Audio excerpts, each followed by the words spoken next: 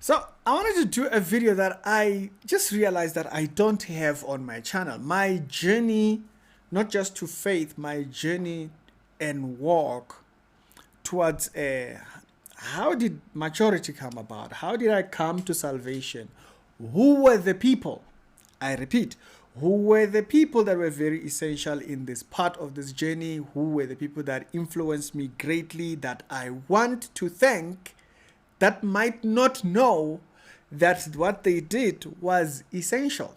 And so I'm going to show you people in this video that were part of this journey of my walk. I just came from one church like this. No, I'm going to give you faces to the journey and stuff like that, which is something that I probably haven't seen to from many other people's videos. And so I wanted to add that into my get to know me video. How do I have over 4,000 videos and I don't have a get to know me video? But this is it. All right, it's the reality show. Okay. Do daily Christian commentary videos. Other episodes don't need to be down in the pinned comment, but they are not about this. They are about church topics basically. And so my journey, where does it start? You guys have heard me speaking about my journey towards being born again. I mentioned that I once visited my mom's church, but that's not a church I got born again at.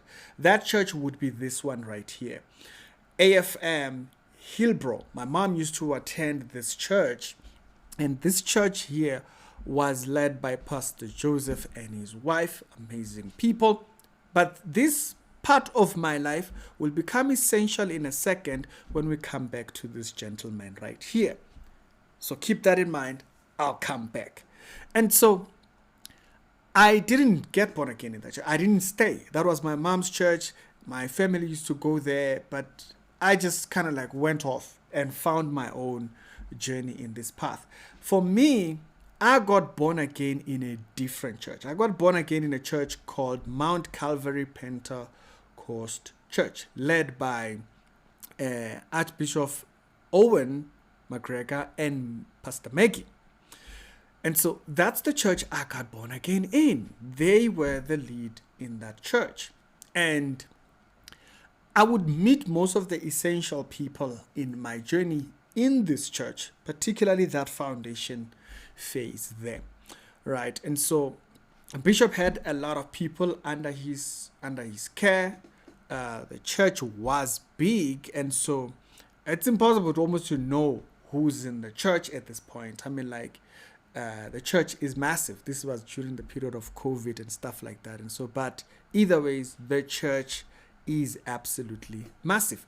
Now, you might actually realize that you have actually heard the name Owen McGregor before, and I wanted to tell you where you might have heard it.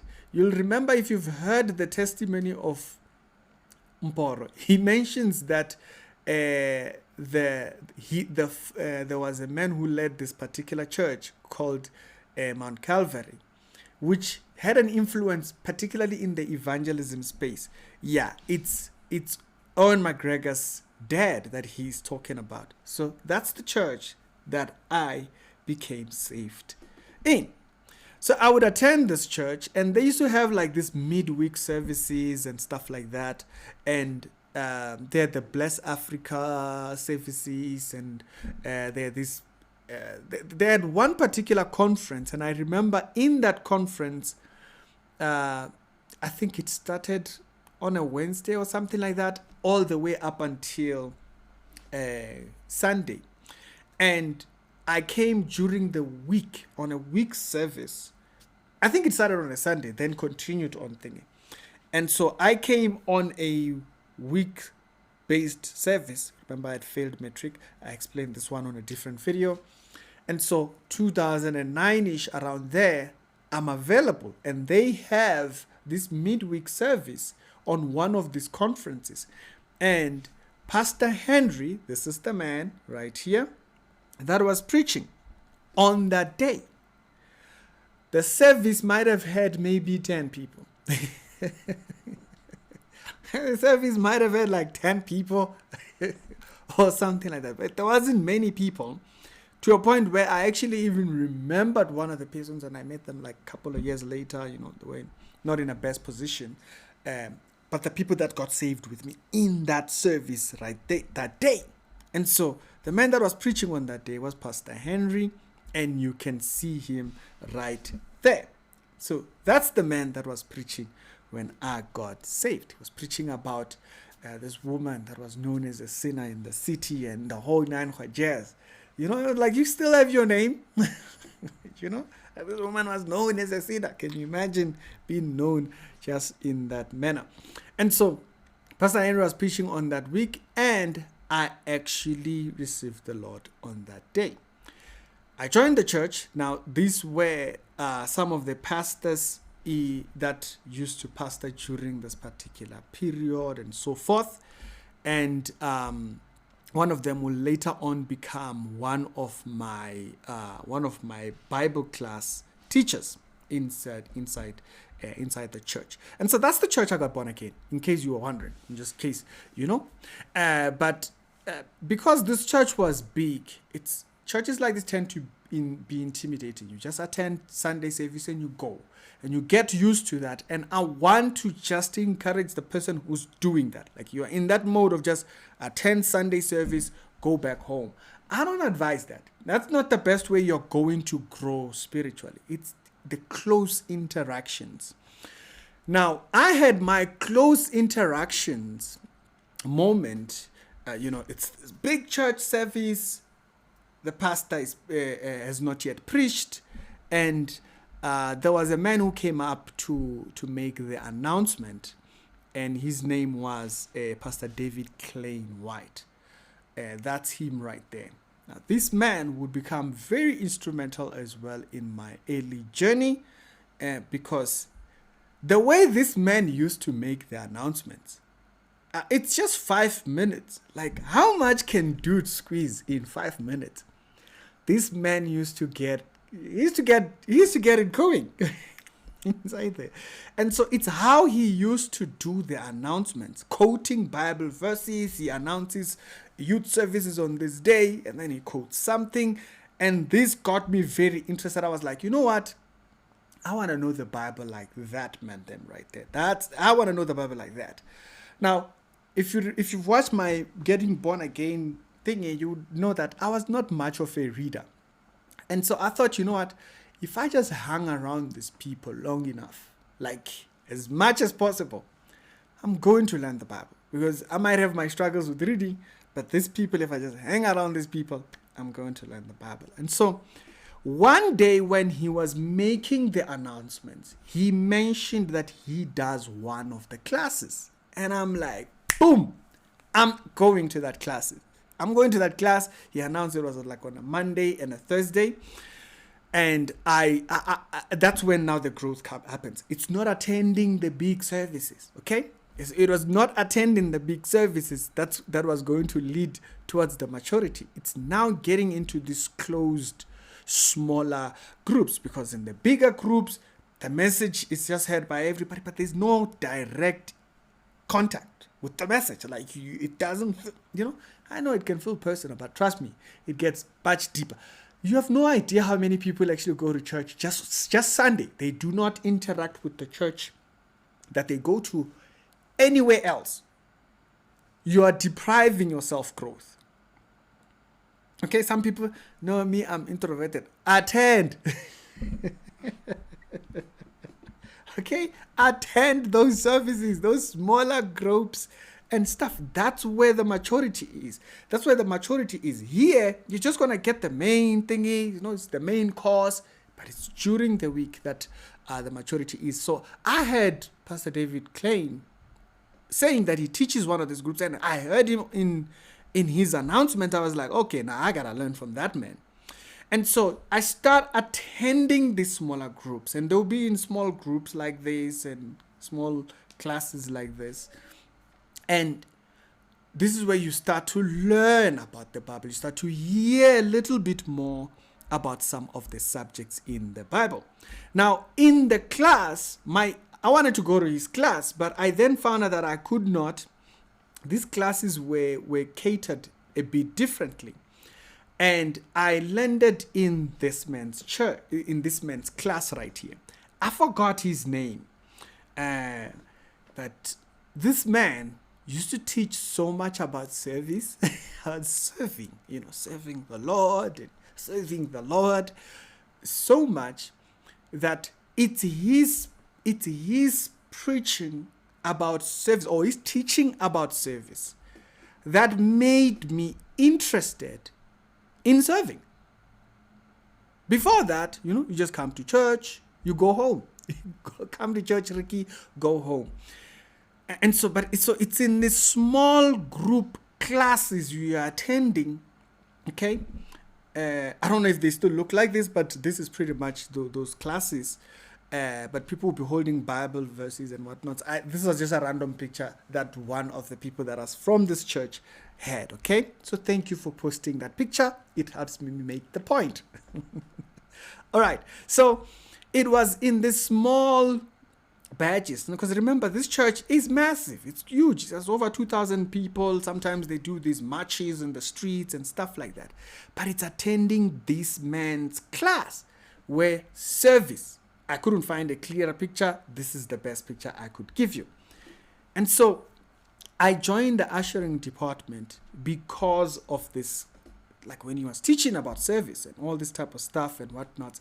And unfortunately, I don't remember this man's name, but this would be my leader in the ushering department. And he would talk about covering for other people, and don't just only do your part, also do others if you can. And like all these things, all these conversations about not just serving by yourself, but also not just doing the bare minimum, realizing your next person might not be there. And it's his leadership in the ushering group. There were other leaders as well, yeah, but it's his leadership in that actually made me take saving more seriously. So I heard about saving once I attended the class, but then I get into thinking, and then he continuously drills this subject matter about covering for others. And it was very normal for you to go. Church services start at 8 o'clock, and then the second service is like 10:30 to 1. So it's very normal to get to church 6 o'clock and find that maybe someone is not there. The chairs have not been set properly. I mean, like, this is a massive church at this point. And so it takes a minute to actually pack up these chairs. And so it was very normal to get there like 6 o'clock and find maybe someone has not yet arrived. They have not started their shift. And I didn't stay too far from the church. I think I stayed like 2 blocks away. And so you just rock up 5 o'clock just to make sure that maybe the others are not there. And then you will be able to go back home, take a shower, and come back to the service and then come and serve. But it was under the leadership of this man that the fellowship, serving in fellowship, became clear. You don't just do your part, you cover for the others who might not be there. And so shout outs to him. That lesson drilled in. I didn't mind running over there at 5, even if it was not my week of packing chairs, in case someone didn't show up, right? But mostly guys showed up, packed the chairs. When you get to church, you don't even know the difference. The chairs pack themselves. Okay? And so I'm starting to get into the church at this point. From the discipleship class, I now have this idea that you must serve. And then after this idea that you must serve, you now have this person do the extra, go the extra mile. And then while packing the chairs, the sound guy would be there, and he mostly sometimes would be by himself, or he would be doing the sound by himself. And that man is one of the bigger pictures of my journey in faith. His name was Tebogo. This is him right here. And so he was the sound guy in this church. And so through Tebogo, I would then go to meet everybody else that I met right after that. Okay? For example, there was a guy, I couldn't find his picture. I once saw him on social media. There was a guy by the name of Derek. I met him through Tebogo, because in those times when he needs assistance, hey, can you help me carry this thing? We go inside, boom, boom, boom. And after the church, maybe he's standing at the back, and we go back there, and we just sit or chill right at the back where he used to stand. And it's in these settings where people will come to have discussions and so forth and all that kind of stuff. But through Tebogo, I started to get even more involved into church. And it was Tebogo who would then say, hey, you should you should come to youth service, because he used to lead youth service. So you attend youth service, then you meet people in youth service, and those become your friends. Those become the people you make plans with. And so now, the worldly group you used to hang around with is no longer around, and now you hang around with people that actually align with the faith. And so it's now meeting Tebogo that actually brought me to that position in thinking. The man that I mentioned earlier on, Derek would introduce me to something that groundbreaking. Because notice, in the church, we only spoke about the things that things that are taught in the church, or we have classes there and whatnot. But through Derek was the first time I started hearing people recommending messages outside the church. It was the first, And so Derek would have these badges of messages from Pastor Chris, the Rapture series of Pastor Chris and all those things and all those preachings that he had. And so my first encounter with that material outside of the church that I was in was because of this man. Unfortunately, as I've mentioned, I couldn't find his picture. I completely forgot his profile. I once saw it one time. And so Derek was the one who introduced me to that, particularly. And with these interactions of, oh yeah, I found this message, have you seen it, remember now, we're building closer connections in the church. And not only are you attending the youth service, but now you are attending the young adult service, you are attending the prayer group, because Tebogo used to also lead there as well, and they will just naturally invite you to those ones as well. And so now you're not only growing in prayer, you're growing in fellowship, you're growing in... So your lingo changes. It automatically changes the lingo. That's what happened with me. Hanging around more of these people would actually introduce me a little bit more, not only to the Bible, but also to these people that will become their family. These will become their family and stuff. There's Pastor Henry, the man that led me to faith, and my thingy. I think now he is a pastor, and so many other pastors in the short. And so now comes the next person that I think was very instrumental in my walk. In these small groups where we sit and we talk, it's not the big church services. It's in the small groups where not everybody is there. The midweek services and all this. You would meet one or two people here. You'd learn something over here. One or two things you would learn over there and whatnot and all that kind of stuff. And this was, I don't know why people choose to skip this. This is where maturity comes in. It's in attending these smaller services. Some people don't grow, or they grow in isolation and self-preference because they don't attend these things. They don't grow in this.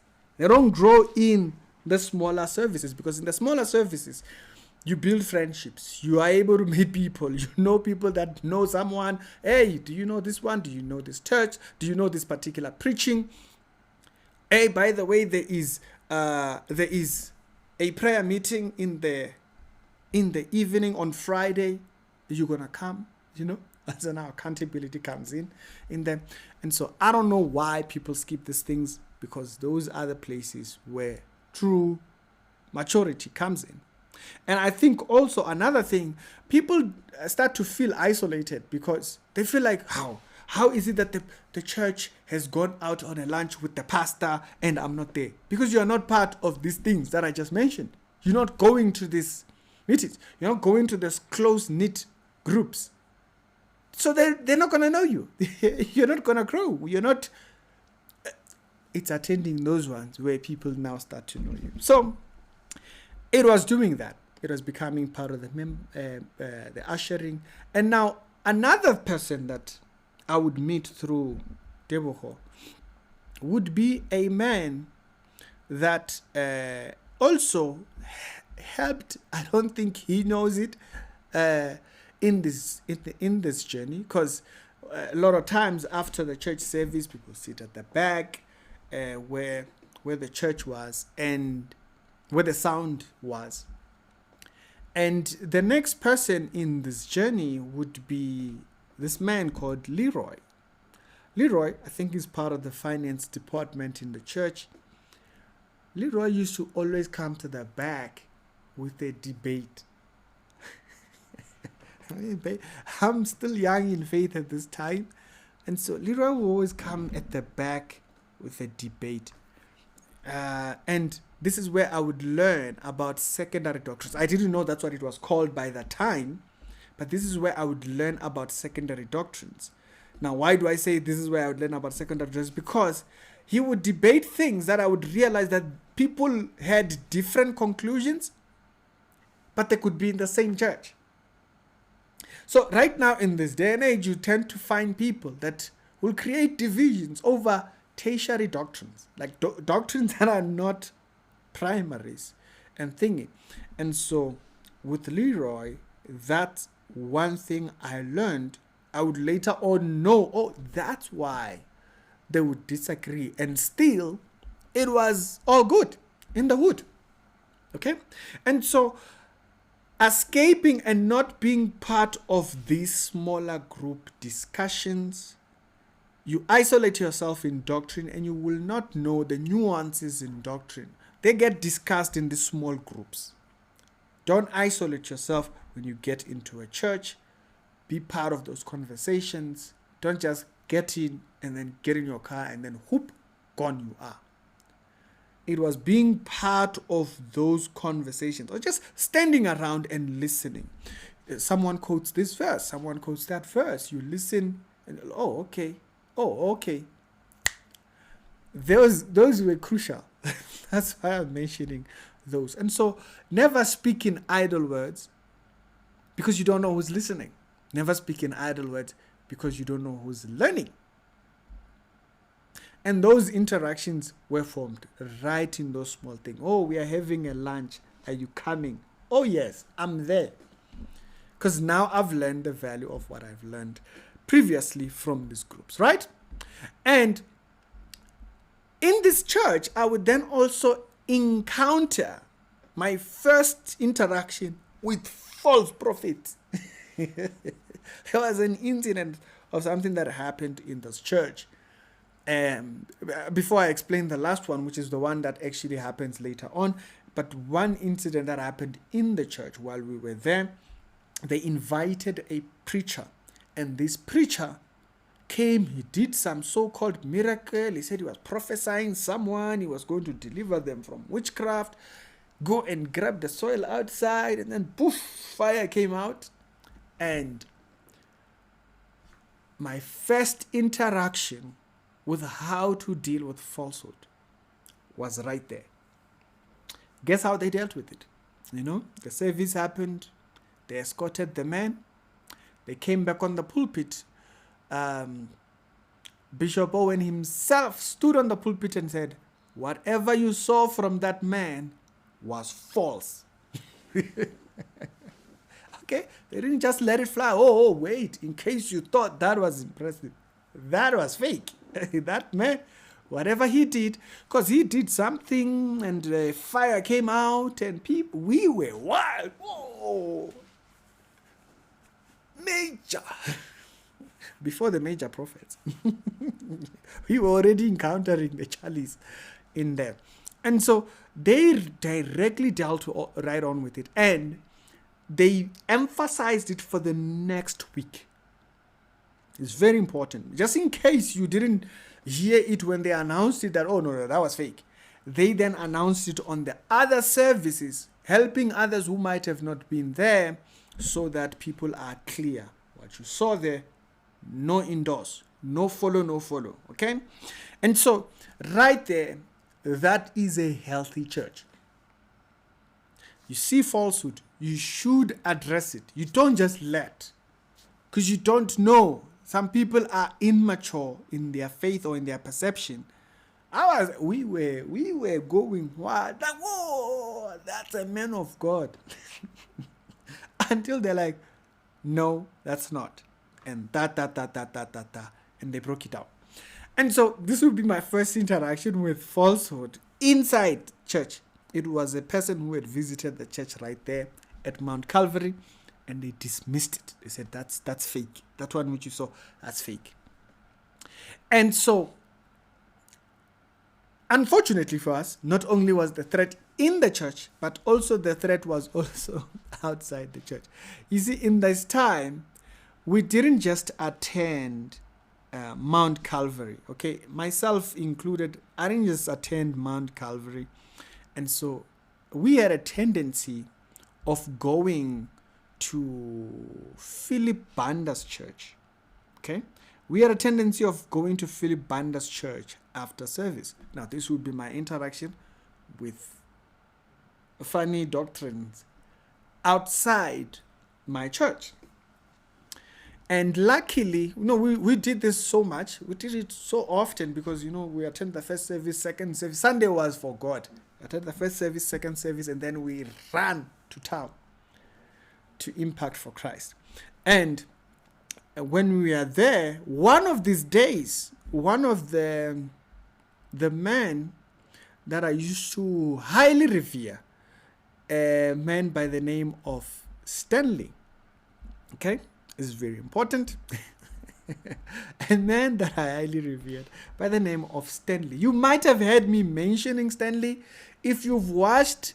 I did it about 5 years ago. So in case you are new on the channel, this video right here, 5 years ago, you'll hear me mentioning Stanley. In that video, you'll hear me mentioning that luckily there was a guy who was from our church by the name of Stanley, who actually deterred us, because that's the week that Philip Banda introduced the water. Okay, this was way back. And so this is the Stanley right here. This is Stanley that I was talking about. Stanley happened to be there on that day. So one of these days when because he used to see us going, and so as a person who was an elder in the church, or a person who was highly regarded in the church, he decided to chug along with us and go and see what was the fuss all about. And on that day when he came, Philip introduced the water, and Stanley held us back. Unfortunately, the others that he didn't, they stayed in the church. I don't know if the water, but they stayed on. They stayed on in the church and stuff like that. But he held back me because I was not sitting with him. We were sitting on a different section, and I was with a sister by the name of Cindy, and Stanley held us back, and he said, hey, don't you go there. What are you going? And he said, no, you don't need that. And that's the man, in case you were wondering who was the man that was there. So it was Stanley that was there. Shout outs to the Mandan. And we left. And that was pretty much a thingy, because, you tend to disregard, like, oh, okay, Pastor McGregor there, they don't have funny miracles. And Pastor Henry, the man who led me to faith, and so, they don't have fancy miracles or anything like that. But those are the people that are preaching the truth. And luckily we had Stanley there to kind of hold us back. Now you'll remember I did mention that this is the last part of my journey.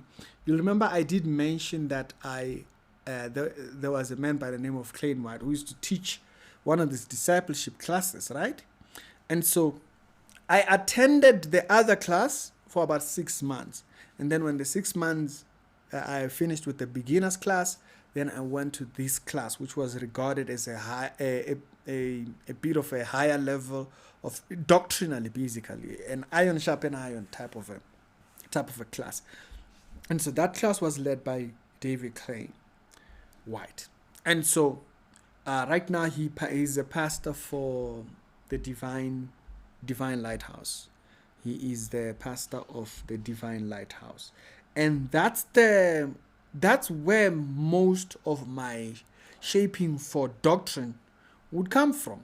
Like church, what is how church is framed, what not, all of that. Church leadership. Whenever you hear me talk about, oh yeah, there was a module that I learned, which was called Christian Evangeliano. So these were some of the things that he would teach, which the things I teach, of course, are completely different because I then went on to learn elsewhere, right?